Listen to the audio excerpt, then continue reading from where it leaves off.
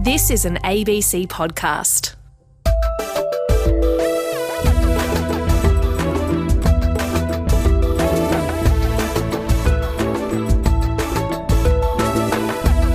Not many countries in the world conceive of the centre in the way that Australia conceives of its centre. And in the last 50 years or more, 70 years, we've transformed completely the meaning of Uluru in our national imagination. I mean, it probably started in the 1930s, but certainly after the 1950s, when tourism starts to get underway and roads and airports and camping sites and et cetera, especially after the 1980s when Qantas started flying there, it really has changed in terms of the way we think of that place. It's totally different within the space of a very short time, really. So I wanted to understand how that happened, you know. The book that I ended up writing became something else in a way, but I still wrapped much of that original idea around it, around that history of a killing. Mark McKenna set out to write a book about the history of the centre of Australia. He couldn't have predicted what he'd uncover by revisiting the shooting of an Indigenous man at Uluru in the 1930s. Hello, I'm Paul Barclay. This is Big Ideas on Radio National. Today's discussion from the Bendigo Writers' Festival looks at Uluru and our changing understanding of what it represents. It's also a conversation about a sacred place and the frontier violence that occurred there, how the past intersects with the present and how this can lead to truth-telling. We also examine the Uluru Statement from the Heart and the platform it provides to deal with injustice and move toward reconciliation. My guests are Mark McKenna, a leading historian and prize-winning author whose current book is called Return to Uluru, and Thomas Mayer. Thomas is a Torres Strait Islander man born on Larrakia country in Darwin. He's been a wharfie and union official for the Maritime Union of Australia, was a signatory to the Uluru Statement from the Heart, and he's author of Finding the Heart of the Nation. So, Thomas, the Statement from the Heart was born in Uluru, the place which we're talking about tonight. That must have been quite something to be involved in that as a delegate and as someone that has contributed to this beautiful and significant document. It was something that I was looking for when I went to Uluru. I went there with great hope, like all of the delegates that were chosen out of 13 dialogues all around the country. The reason why I personally went there with great hope was because, as an activist, organising community struggle against the harmful decisions that are made, the failed policies of our governments, I had realised that there was something missing in our advocacy, and that, coming from the union movement, I knew that we were too easily divided, we were not coherent enough, our actions on the streets were falling on deaf ears. And so I went to Uluru in the great hope of reaching a consensus on what we could say we needed next. And so that was a great significance for me going there, and that we reached a consensus in the heart of the country at Uluru is something I think a political feat that should be celebrated in this country for forever. So to remind people, it's not just a beautifully written statement, of course. It calls for a First Nations voice to Parliament enshrined in the Constitution, a Makarrata Commission for truth-telling and agreement-making or treaties. Significantly, though, it comes from Uluru. It doesn't come from Sydney or Canberra or Melbourne. It comes from Uluru.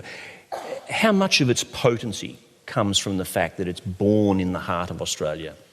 I mean, the power of that place is something that, it's electric, it's in the air. And I mean, the gathering at Uluru was electric anyway. If you could imagine, we were something like 270 Aboriginal and Torres Strait Islander people from all around the country, with all of our different political ideologies, human beings like anyone, different perspectives, because there's different impacts of colonisation around the country or levels of how our culture has been torn apart and in many places lost forever, an absolute shame. All of these things coming together as human beings and trying to reach an agreement on the rule book of the nation, no less, and how that had affected us, specifically our people, as only 3% of the population of Australia. I mean, that in itself was electric. And I think the power of Uluru, just the way that the culture emanates from that place, and I think that really helped us, because we knew you couldn't be there and not feel, even if you're going there on a holiday, you feel like you're there for something significant. And for something like that, to achieve it, I think Uluru, being in the heart of the country, made a big difference. Yeah. Do you agree, Mark, that so much of the power comes from the fact that it comes from Uluru? Definitely. I mean, one person up at Uluru, managing the national parks, Michael Misso, said to me, well, they didn't choose Canberra, did they? And, it's a very pointed attempt, I think, to take that spiritual heart, centre, that Uluru's become, and to give it a potentially political and constitutional relevance. So it becomes more than just the spiritual centre. It actually becomes maybe what Canberra has never been, which is the spiritual centre of the Commonwealth. So I think it's an incredibly clever, ingenious, brilliant move, which so far has failed to get the political courage has failed the idea. And so many people are ahead of our politicians on this front, as Thomas, I'm sure, would testify to. Yeah. So the Uluru Statement from the Heart is an audacious idea that has the potential, I think, to transform how we think about the Constitution and how we think about Uluru and how we think about our future as a country, as a republic, hopefully. Can I ask you, I think you first went to Uluru in 2013, I read in the book. That's right, yeah. How did you get there? Did you drive? I drove, yeah. Tell me about how it affected you, just watching it emerge out of the country. I mean, because this is very much country that is kind of essentially unchanged for tens of thousands of years. I mean, I guess I was pretty typical of some Australians. I'd lived most of my life on the southeast corner of the continent. I'd never been into the centre. It took me until my early 50s, right, to get in there. And I did have this weird sensation when I was driving, which seemed to be an incredibly long way, especially on the way back, that I was leaving a centre behind. That in so many ways there's the centre of this country, its axis, Sydney, Melbourne, Canberra axis, for example, where so much of the action happens. Apologies, Adelaide, Perth, Darwin, but so and that's where most of the population lives. And yet we've created a centre out there, thousands of kilometres in the heart of the continent, which is not where we live, which is typical of so much of Australian mythology. It's to do with the bush, it's to do with the inland. It doesn't come out necessarily of urban Australia. So I was heading out there trying to understand the way we'd transformed our idea of the centre. Yeah, and we will come to the book that you did end up writing, which is remarkable. But, we've been talking about the Statement from the Heart, Thomas. I thought maybe it would be a good idea to read out the Statement from the Heart. Would you want to have a go at that? Yeah, I can do that, Paul. I can recite it. That'd be fantastic. I got it right in the shower this morning, so we'll see how we go. But if the Uluru Statement could be put up on screen, that'd be great while I do that. We gathered at the 2017 National Constitutional Convention, coming from all points of the southern sky, make this statement from the heart. Our Aboriginal and Torres Strait Islander tribes were the first sovereign nations of the Australian continent and its adjacent islands, and possessed it under our own laws and customs. This our ancestors did, according to the reckoning of our culture, from the creation, according to the common law from time immemorial, and according to science more than 60,000 years ago. This sovereignty is a spiritual notion, the ancestral tie between the land, or Mother Nature, and the Aboriginal and Torres Strait Islander peoples who were born therefrom, remain attached thereto, and must one day return thither to be united with our ancestors. This link is the basis of the ownership of the soil, or better, of sovereignty. It has never been ceded or extinguished, and it coexists with the sovereignty of the Crown. How could it be otherwise? That a people's possessed the land for 60 millennia, and this sacred link disappears from world history in merely the last 200 years? With substantive constitutional change and structural reform, we believe this ancient sovereignty can shine through as a fuller expression of Australia's nationhood. Proportionately, we are the most incarcerated people on the planet. We are not an innately criminal people. Our children are alien from their families at unprecedented rates. This cannot be because we have no love for them. And our youth languish in detention in obscene numbers. They should be our hope for the future. These dimensions of our crisis tell plainly the structural nature of our problem. This is the torment of our powerlessness. We seek constitutional change to empower our people and take a rightful place in our own country. When we have power over our own destiny, our children will flourish. They will walk in two worlds, and their culture will be a gift to their country. We call for the establishment of a First Nations voice enshrined in the Constitution. Makarrata is the culmination of our agenda, the coming together after a struggle. It captures our aspirations for a fair and truthful relationship with the people of Australia and a better future for our children based on justice and self-determination. We seek a Makarrata Commission to supervise a process of agreement making between governments and First Nations and truth-telling about our history. In 1967 we were counted. In 2017 we seek to be heard. We leave base camp and start our trek across this vast country. We invite you to walk with us in a movement of the Australian people for a better future.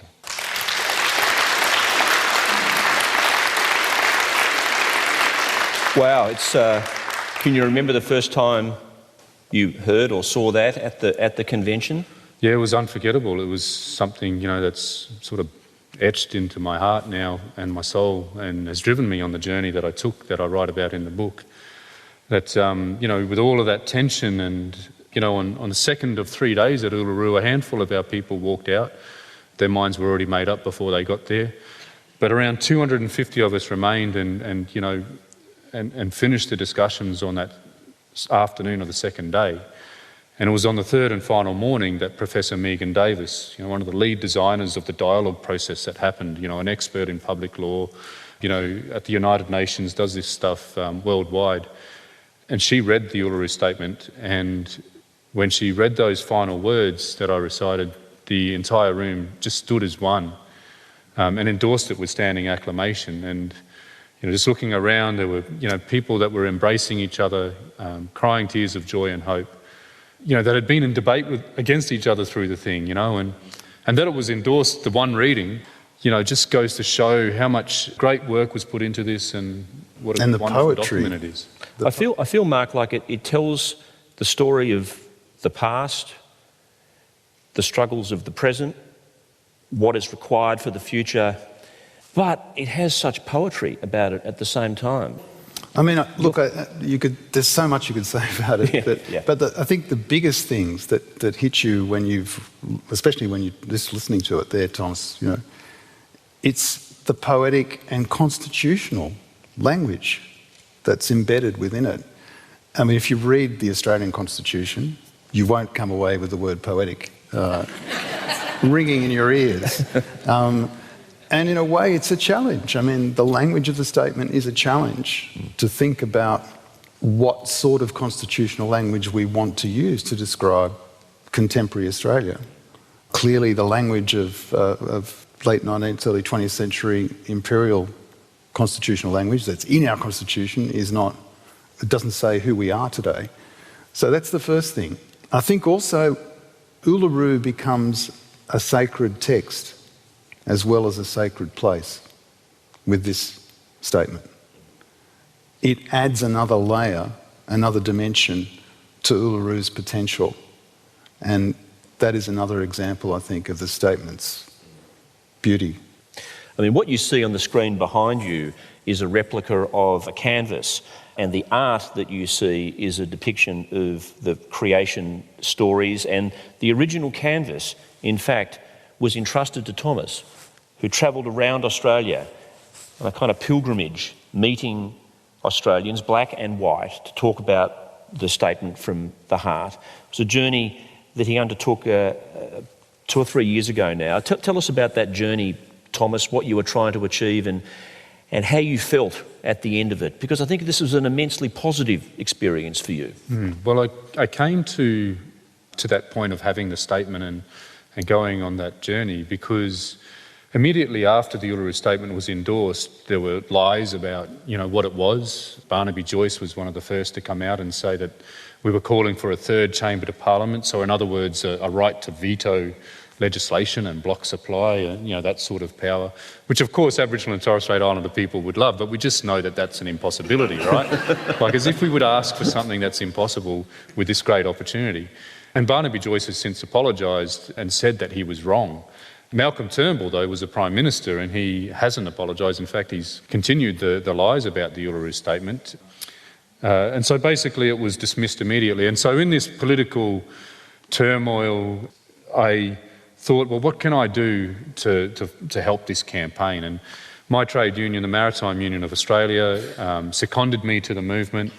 I said to Arnie Pat Anderson, who was one of the co-chair of the referendum council that undertook the process that led to Uluru, I've got the time and I can do this, So I got the Uluru Statement and started travelling. And everywhere I went, I first went to Gurindji country, which is where the Wave Hill Walk-Off happened in 1966, was the Wave Hill Walk-Off. And, some of those elders that walked off are still alive and they made a statement supporting it and saying that we got it right at Uluru. And then I went to the Pilbara, the Yule River Bush meeting, where Aboriginal people of the Pilbara have been meeting for thousands and thousands of years and still do. And then I just went to wherever I could take it. So it was sort of an unplanned journey that went for 18 months. People at whatever conference would say, can you come to this one? And then sort of, and just with social media, built a campaign from what we with others, but we pretty much had nothing because it was dismissed immediately. We had no campaign funds. Professor Megan Davis from UNSW, Arnie Pat Anderson, Lowitja, just did what we could. And I tried to get the people's movement going, and we have. This is a live political document. We've got great hope of achieving it. I mean, you mentioned before both the statement by Barnaby Joyce, which he's walked back from now, but Malcolm Turnbull, whose political assessment was that it was just impossible, that this voice to Parliament, even if you thought it was a good idea, was just politically not going to happen. And in a sense, he put the kibosh on the Uluru Statement. I mean, from talking to people about Makarrata, about voice to Parliament, did you get that sense that people just think, oh no, this is too much, we can't have anything to do with that? No, absolutely not. I think Turnbull was damaged from the Republic campaign, and he's afraid of referendums and just didn't have that courage, I think. But, like on the journey with the Uluru Statement and the question about how did I feel at the end of it, it hasn't ended. Yeah. This is still an ongoing thing that myself and many others and more people are campaigning for. Everywhere. I went to Violet Town near here. That's one of the towns that I went to. You just explain it to people what this is about, that it's not a third chamber. And they support it, it's people. And I was always conscious of not preaching to the converted. So I've been in the big Barangaroo Tower, I've been, here, there and everywhere. And people will support it if you explain it. And like 1967, which was to counter. So the last words of the Uluru Statement is, in 67 we were counted. Now we want to be heard. 1967 was over 90% support, and we can do it again. You spoke to school kids as well, didn't you? And to get a sense of white school kids. I mean, they're the next generation. We're in a country where there's a great stain in terms of race relations, a history of some really unfortunate racism and racist incidents. We'll come and talk about one of them in a minute with Mark. The next generation, though, of kids were some of the people that you spoke to. Did you get a sense of hope from talking to them? Yeah, the children give us great hope. I mean, I'm sure you have had your children or grandchildren come home and, tell you about Aboriginal culture that they've learnt about. this next generation is just, you know, they've been taught the truth. And they love Aboriginal culture. I think it's something they're proud of. And it tells me that what we're calling for in the Uluru Statement is guaranteed to be achieved. But we can't wait for our children to do something that we can do, you know, and we'll lose a whole generation of people that are suffering, Aboriginal and Torres Strait Islanders, if we don't do this important political reform. That's why I wrote a children's book as well called Finding Our Heart soon after this. It's a follow-on and it's doing really well. I'm talking with Thomas Mayer and Mark McKenna about Uluru, the Statement from the Heart and frontier violence. So, Mark, as you said before, you set about writing a kind of history of Central Australia and Uluru and what it meant, what its significance was, how that had changed. But you ended up accidentally solving a true crime from the 1930s in Australia, which occurred against a backdrop of Uluru. I'll just give some of the bare bones of that story and then get you to talk more about it. In 1934, Bill McKinnon was a white lawman working in Alice Springs for the Northern Territory Police Camel Patrol. While he was on duty, he shot dead an Aboriginal man, Yokanana, and this took place incredibly, so he said, inside a cave in Uluru.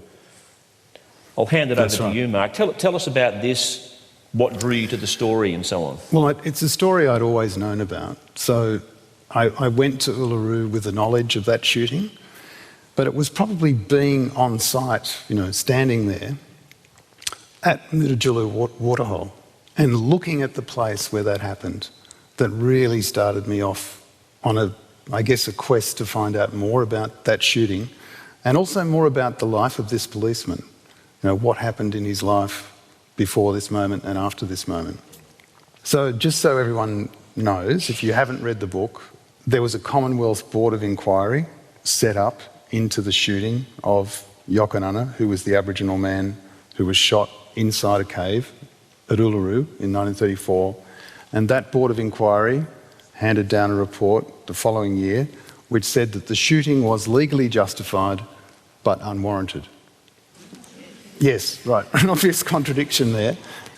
And what I've done in the book is actually track the afterlife, the moment of that, explore the actual shooting itself and how it happened, and then track the afterlife of that event through Aboriginal oral history and through non-Aboriginal history to the present day, right to the Uluru Statement itself. Yeah, which I'm happy to talk about. So, I mean, that's a potted history. It's yeah. How do we tell this story in the small amount of time we have? Maybe we need to find out a little bit more about Bill McKinnon. Sure. Because he's a. Look, I suppose it depends on who reads this book. By the end of reading your book, on balance, I just thought he was a nasty piece of work.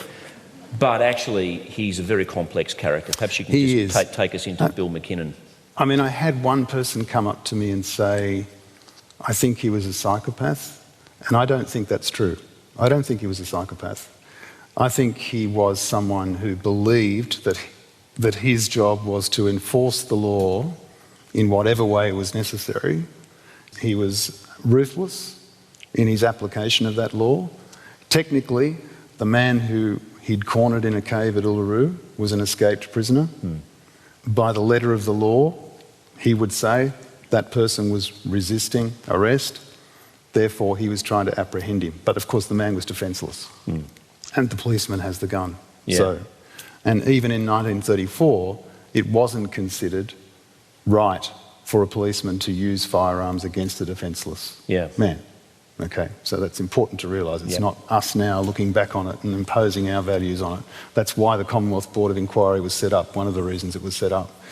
So who was he? I mean, he's an incredibly complex and interesting figure because he too was caught up in the whole romance of Central Australia.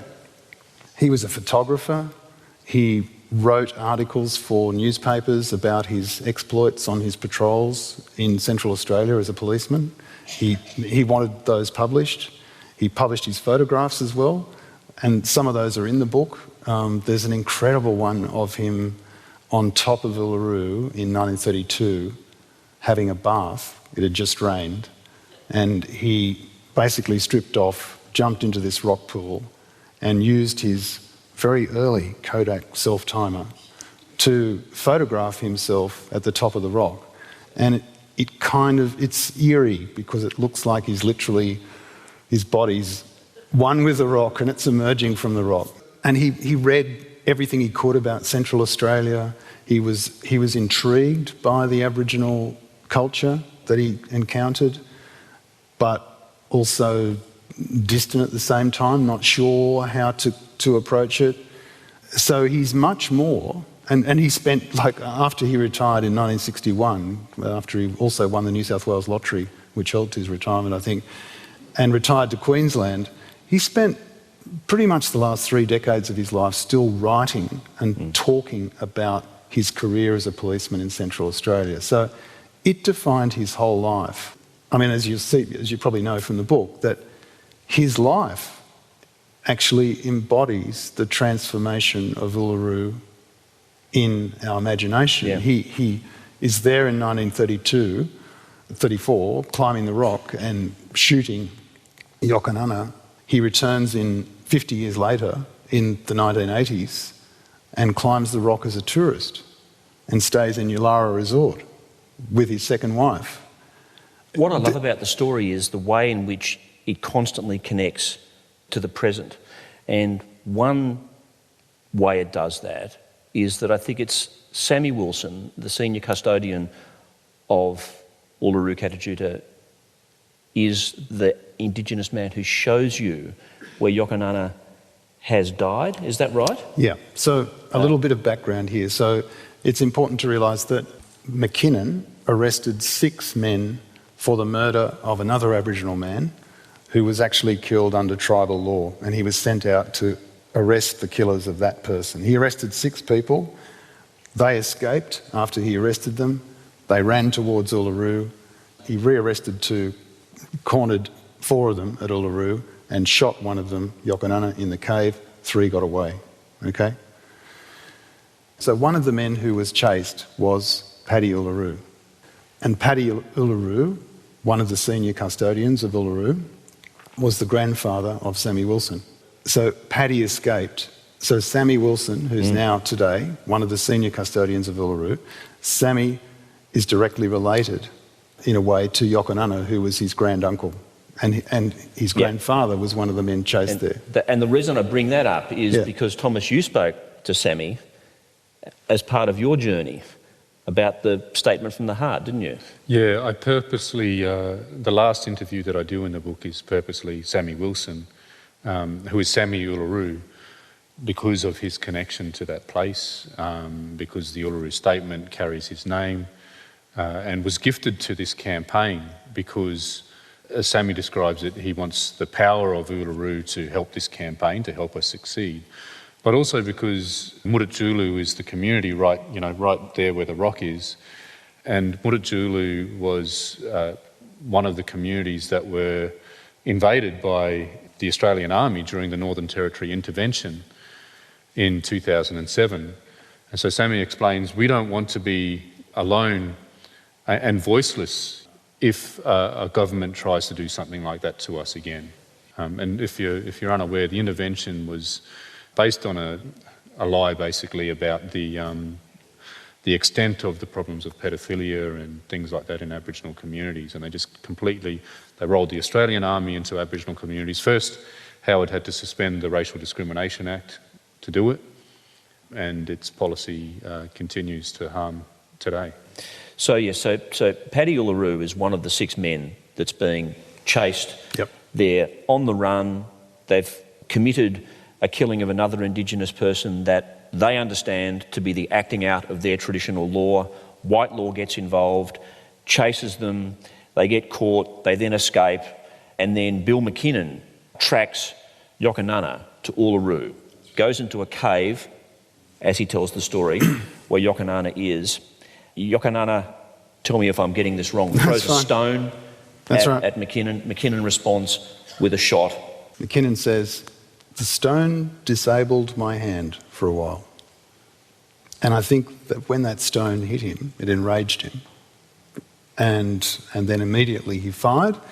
He told the Commonwealth Board of Inquiry, he fired into that cave without, quote, without taking aim. And then he fatally shot him. He went into the cave with his tracker carbine, and they dragged Yokanana out of the cave, and McKinnon claimed he died 3 hours later. So that's the story. Now comes the really interesting part of the story. That's the kind of history pretty much as we knew it until not long ago. And there's a few elements to this story. One of them is there's a guy called Joseph Donald, who was one of the 6 Aboriginal men on the run who McKinnon was trying to apprehend in Uluru.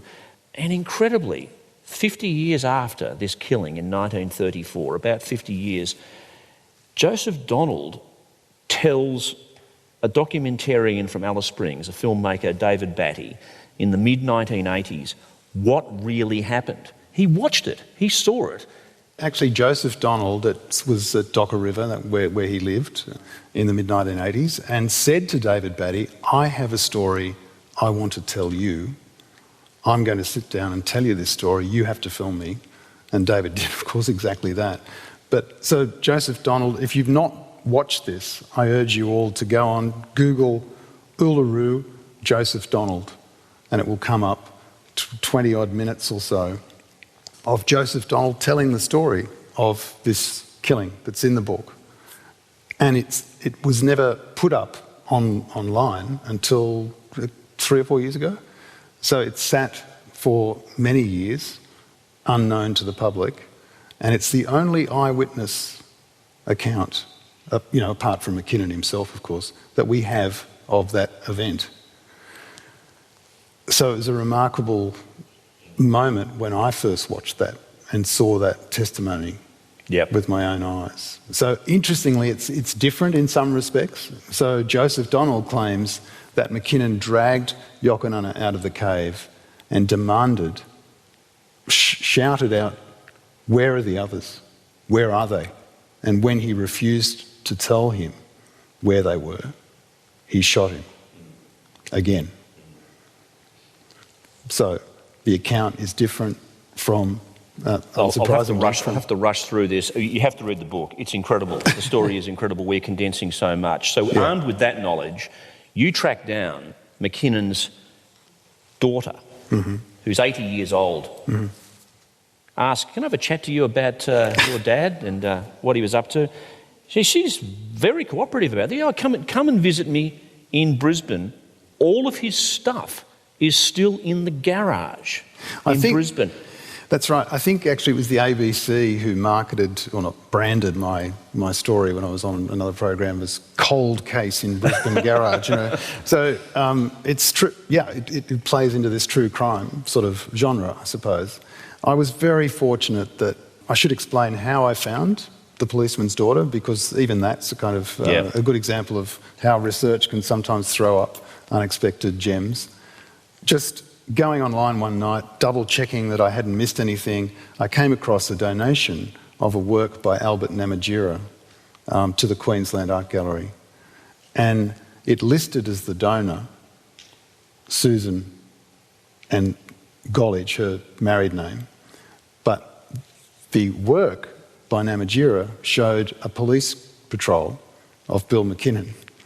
So McKinnon had commissioned Albert Namatjira to do these engravings on mulga wood of his camel patrol.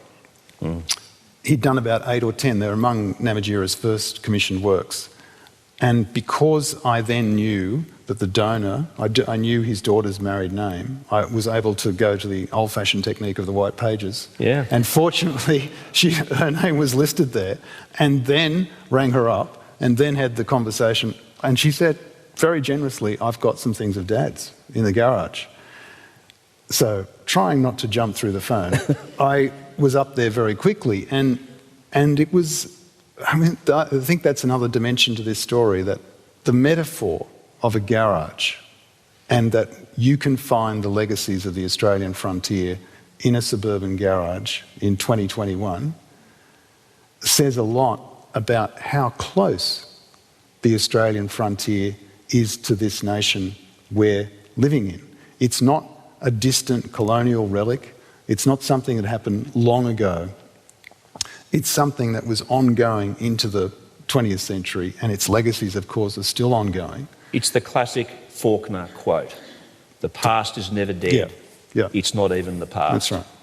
So there in that garage was every journal he'd kept from the moment of the shooting right through till he died in the mid-1990s.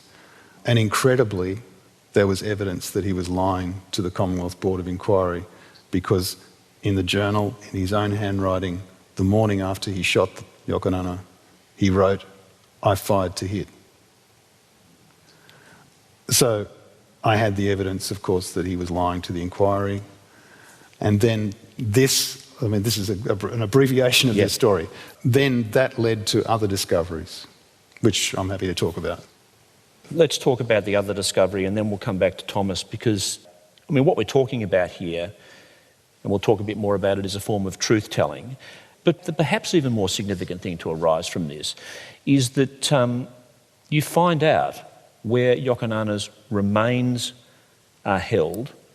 Tell us about that and what's been able to occur as a result of that. Sure.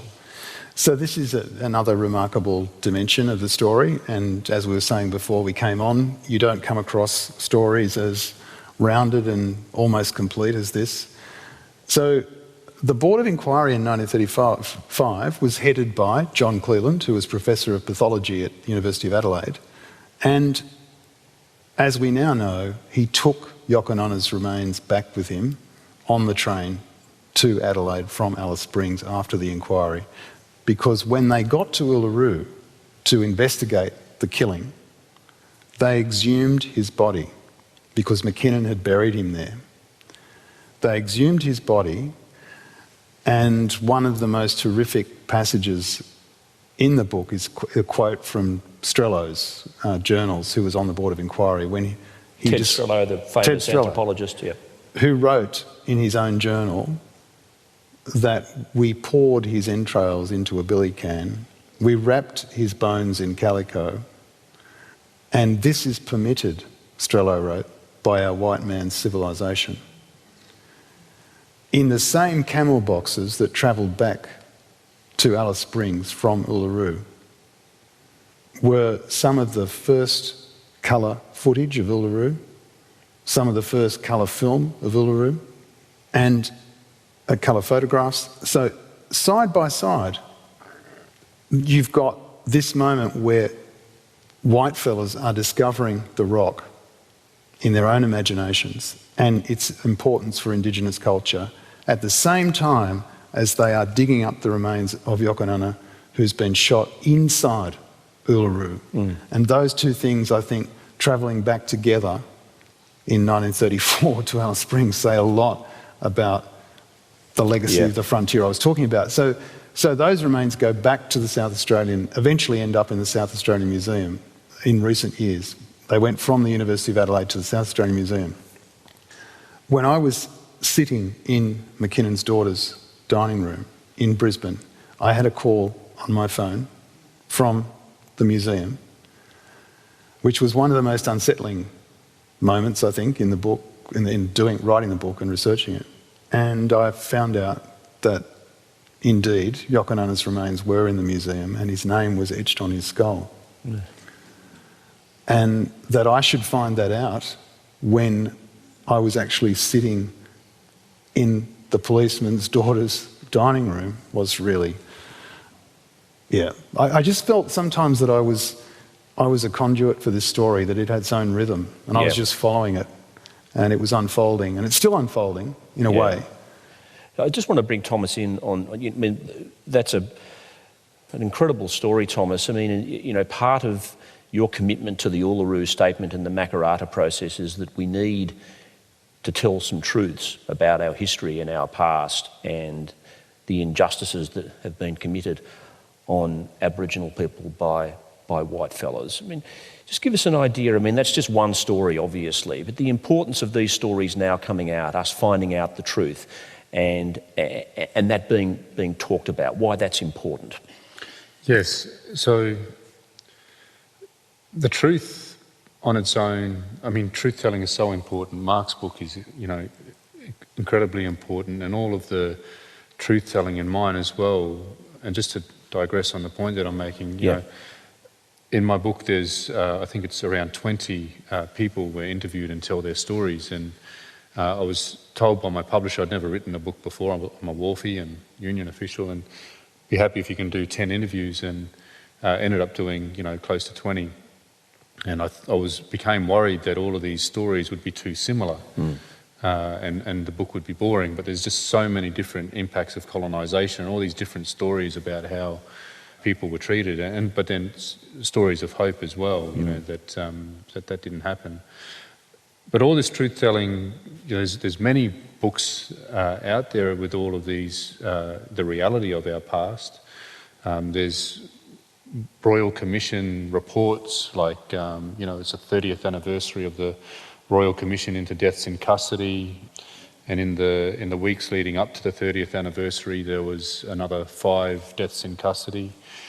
The Royal Commission to youth in detention, and stolen generations, full of truth-telling is my point. Yeah. Documentaries, movies, more and more. But the truth on its own doesn't change things, right?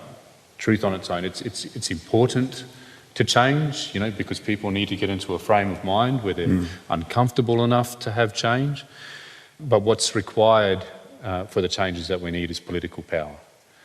And that's the reason why the voice is the priority in the Uluru Statement, the constitutionally enshrined voice. And the constitutional enshrinement is important for a couple of reasons. Firstly, it's empowering in that it's the rule book of the nation. It puts our voice out of the reach of hostile governments, because we've had many voices in the past, representative bodies. There was a WARFI that led the first all-Aboriginal political representative organisation, the AAPA, and his name was Fred Maynard, and his grandson is a historian as well. It's just retired. John Maynard. All the way through to ATSIC and the Congress of First Peoples. All of them have been silenced when they've challenged the status quo. So the Constitution is really important to protecting that voice as well as empowering it. And that's what's missing, that these Royal Commission recommendations are ignored and the truth is ignored. You need the power to be able to hold those decision makers to account. And do you think that stories from the past and, discovering the truth of those stories and being reminded that they're not stories from the past at all, really? These are still live stories of today. Do they help in terms of creating the momentum to, I suppose, creating in the minds of maybe people in the audience tonight the importance that this is still with us, this history, and we need to find a way to resolve and move forward, and we need acknowledgement of the injustices towards Indigenous people? Do you think it helps with what you're trying to achieve in that respect, in promoting the Statement from the Heart? Yeah, I think it does. I mean, one of the great things about Mark's book and mine is that it's humanising us, where some people have never met a Torres Strait Islander or an Aboriginal person. And to have that humanising part of it, then to have a look at the statistics that, we should be ashamed of. The very things that the Uluru Statement point out, that we are the most proportionately, this is fact-checked, proportionately we're the most incarcerated people on the planet. When you think about the statistics of incarceration and the difference in life expectancy, 8 years, around 8 years, we've got to be motivated to do something pretty serious to change this about who we are as Australians. Yeah. And there's no better place to do it than the Constitution, I've got a couple of questions from the audience, actually. They're both good questions. I'll stick with, actually, all of a sudden the questions are flying in here, so we'll walk through some of the audience questions. To Thomas, you spoke of a group of delegates who left early due to their predetermined positions. Was this about sovereignty first or something else? This is a question from Stan in the audience. Yeah, Stan, the position that they put was that to be recognised in the Constitution would assimilate us, basically. that we would become part of the colony, that somehow we would have our sovereignty ceded or diminished by constitutional recognition. Most of the people didn't agree with that, and I can explain why it's not a concern. Well, firstly, as the Uluru Statement says, this sovereignty is a spiritual notion, the ancestral tie between the land or Mother Nature and the Aboriginal and Torres Strait Islander people born therefrom remain attached thereto, one day return thither. It's saying, it's almost predicting this concern in that it's saying a white fella document, no law can change this connection that we have. This sovereignty cannot be undone by a law, let alone genocide and forced assimilation. None of those things have been able to change who we are. If the Constitution in 1901 said that we didn't exist, that wouldn't have changed that we would struggle for our rights and recognition. But then there's also international examples, Indigenous peoples recognised in constitutions. They haven't disappeared. So that was their argument, but it wasn't supported by most. A question to you, Mark, actually, this is and I'll expound on this question a bit because I was going to ask you a version of it. How did the daughter reconcile the truth being discovered about her father? So in a sense, the daughter of Mackinnon has allowed you into her home, and you found evidence confirming that her father was a murderer, basically. How did she deal with that? And also, if I can just add something else onto that, how did the family, the ancestors, the descendants, I should say, of Yokononu deal with finding out confirmation that he was indeed murdered? Well, on both sides, both Sammy Wilson's family and also the Mackinnon family, this has been an incredible thing ethically to manage as a historian and writer. For the Mackinnon family, it's still unfolding. I think that I actually was up in Brisbane recently talking to the family about the book. It was an experience I've never had before as a historian, doing a kind of roundtable discussion about the ramifications of the book. And there are certain things I can't publicly talk about that discussion. So that's still ongoing, navigating that. And also with Sammy Wilson, I'll never forget the Zoom conversation where I revealed to them that their relatives' remains were in the South Australian Museum. And the long silence, the pause in the conversation when that information was conveyed. They've been incredibly generous, incredibly supportive of the book. And I'm hoping that when the repatriation happens sometime this year, that both those families will be there. Well, certainly one of them will be, but perhaps the Mackinnon family will be as well. So perhaps a microcosm of reconciliation in a sense, maybe. Yeah, I mean, you can feel the weight of expectation for them on their shoulders. I mean, you asked earlier, does history make a difference?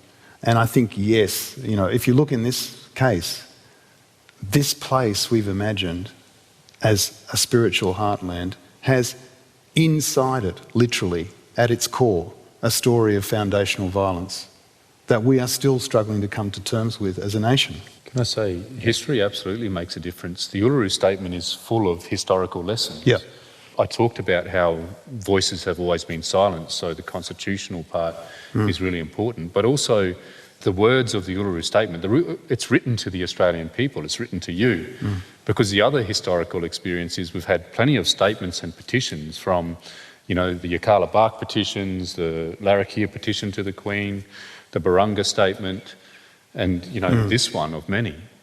But they've always been ignored by who they've been written to, kings, queens and parliaments. And so the lesson learnt was we will write to the Australian people, and it'll be for them to answer this question, which is why we have to have the courage to go to a referendum. And we talk about sharing history. We've talked about that for a long time. But now we have to share more than history. We have to use history to realise we have to share power. We have to cede ground. We have to acknowledge in the Constitution what we've failed to acknowledge for too long. And we have to do it in a positive way. It has to be enshrined in the Constitution. And we need politicians with the courage to stand up and do it. You were hopeful after your journey and during your journey about the statement from the heart being adopted. Are you still feeling hopeful, Thomas?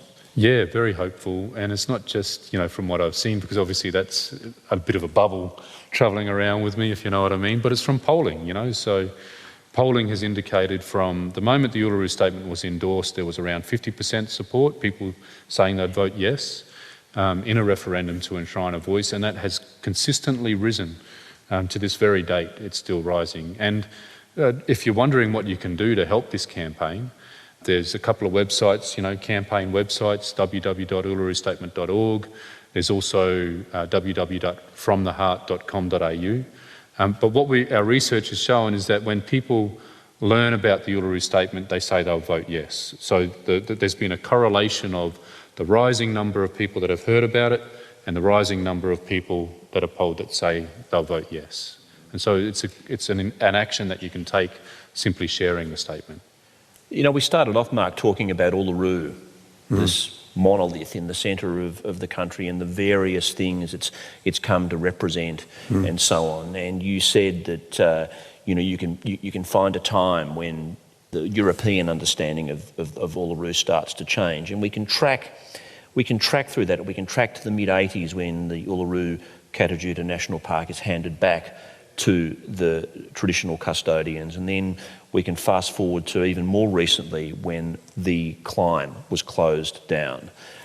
Just give us a sense of how this has been a sacred place for Indigenous people forever, so they don't need to change their mind at all about it's us as white fellas. How have we changed in our attitude to it, and what did you judge from the response to the closing down of the climb? The climb, yeah, that was that was a very powerful moment, obviously.